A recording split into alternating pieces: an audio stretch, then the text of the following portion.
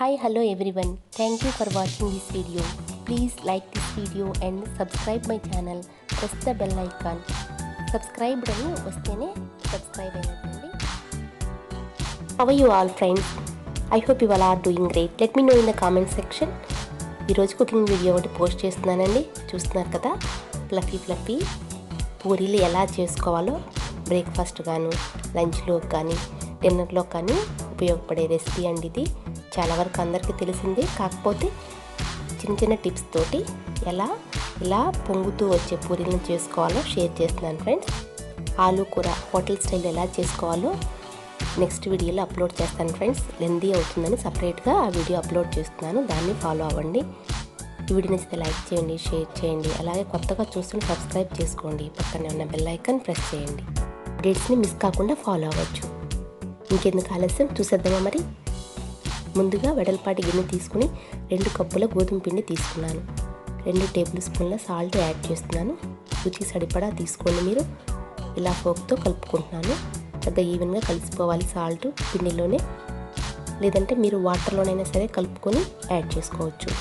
ఇక్కడ నేను గోరువెచ్చని నీళ్ళు లూక్ వామ్ వాటర్ తీసుకున్నానండి. పిండి సాఫ్ట్గా ఉండాలి అంటే తప్పనిసరిగా గోరువెచ్చని నీళ్ళు వాడండి. అలాగే 1 కప్పు మిల్క్ తీసుకున్నాను నేను. 1/2 కప్పు దగ్గర సరిపోతండి, లేదంటే స్కిప్ చేయవచ్చు.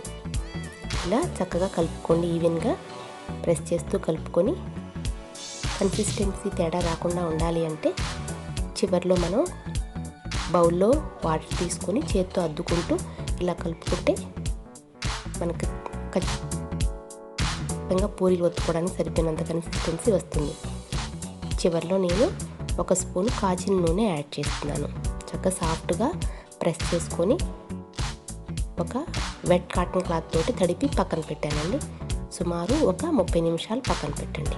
ఆ తర్వాత పిండిని ఇలా సిలిండర్ షేప్లో చేసుకొని ఇలా చిన్న ముద్దగా కట్ చేస్తున్నాను. ఇలా చేస్తే పూరీలన్నీ ఈక్వల్ సైజులో ఈవెన్గా ఒత్తుకోవచ్చు. ఇలా రౌండ్గా చేసుకొని ఒక ప్లేట్లో పెట్టుకోండి, పక్కన పెట్టుకోండి. ఇలా మిగిలిన పిండిని కూడా నేను ఈవెన్గా ముద్దలుగా కట్ చేస్తున్నాను. ఇలా చేసుకుంటే మనకి కరెక్ట్ సైజు సరిపోతుందన్నమాట. ఇలా చేతితో ప్రెస్ చేసుకొని ప్లేట్లో పక్కన పెట్టి ఉంచుకోండి, మనకి ఈజీగా పని అయిపోతుంది. ఈ పూరీలు ఒత్తుకునేటప్పుడు చాలామంది ఈ పిండి వాడితే కనుక ఆయిల్లో బ్లాక్గా వస్తుంది అని చెప్పి అవాయిడ్ చేస్తుంటారు. అలాంటి వాళ్ళు నూనెతోటి తడి చేసుకుంటూ చేసుకోవచ్చు. కానీ ఇక్కడ నేను పిండినే తీసుకున్నాను. ఇలా మనం నూనెలో వేసేటప్పుడు కొంచెం ట్యాప్ చేస్తూ ఆ పిండి రాలిపోతుంది. ఇక్కడ నేను పూరీలు అంటుకోకుండా ఉండడం కోసం ఇలా ఒక ప్లెయిన్ బుక్ తీసుకొని 1 పేజీలో ఒక్కొక్క పూరీ పెట్టుకున్నాను. కలర్ పేపర్ వాడొద్దు, ప్లెయిన్ బుక్ అయితే ఏ ఇంకు అంటదు, మనకి ఈజీగా ఉంటుంది.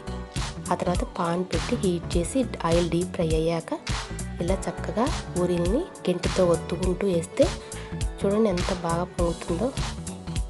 యాడ్లో వచ్చినట్టు చక్కగా పొంగుతుంది కదండి, ఆశీర్వాద్ యాడ్లో వచ్చినట్టు. ఇలా మనం ఈజీగా అన్ని పూరీలను చేసేసుకోవచ్చు. చిన్న టిప్స్ ఫాలో అయితే సింపుల్గా మనకి సాయంత్రం వరకు గట్టిపడకుండా ఉండే పూరీలను చేసుకొని ఎంజాయ్ చేయవచ్చు. ఆయిల్ డీప్ ఫ్రై చేసేటప్పుడు 1/2 టేబుల్ స్పూన్ సాల్ట్ యాడ్ చేసుకుంటే నూనె పీల్చకుండా ఉంటుంది. ఈ టిప్స్ నచ్చాయో లేదో నాకు కామెంట్ సెక్షన్లో షేర్ చేయండి ఫ్రెండ్స్. ఇలా 1 బై 1 అన్ని పూరీలని మనం ఇలా ఫ్లఫీగా తయారు చేసుకొని ప్లేట్లో సర్వ్ చేస్తున్నాను. హోటల్ స్టైల్లో ఆలూ కూరతో కనుక దీన్ని తింటే చాలా బాగుంటుంది ఫ్రెండ్స్. ఆలూ కూరని ఎలా చేసుకోవాలి నెక్స్ట్ వీడియోలో అప్లోడ్ చేస్తున్నాను. ఇక్కడ లెంతీ అవుతుందని తప్పకుండా ఫాలో. కొత్తగా చూస్తుంటే సబ్స్క్రైబ్ చేసుకోండి, పక్కనే ఉన్న బెల్ ఐకాన్ ప్రెస్ చేయండి. మరో మంచి వీడియోతో కలుద్దాం. అంతవరకు సెలవు. Have a nice day. Thank you very much. Bye.